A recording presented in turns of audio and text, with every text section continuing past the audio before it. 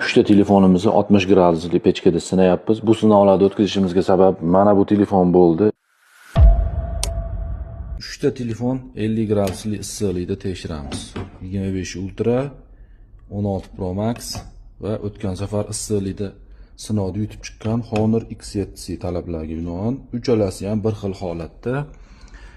50 gradus. Nimaga 50 gradus? O'zbekistonimizda bu yoz 50 gradusdan oshmaydi degan umiddamiz issiqlik. Pechkamiz 50 da 47-46 ga tushyapti. Bu telefonlarda sovuqligini hisobiga buni yuzasi soviyapti.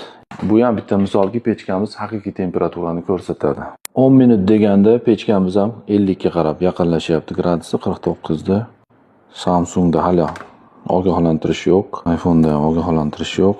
X9C bu ham tinch hozir. Oshyapti. Mana 3 ta telefonimizni 60 gradusli pechkada sinayapmiz. 20 minutdan oshiq turibdi. Mana hech qaysi telefon yonib ketish nariyada tursin, bu telefonga o'xshab hattoki ogohlantiruv ham bergan yo'q.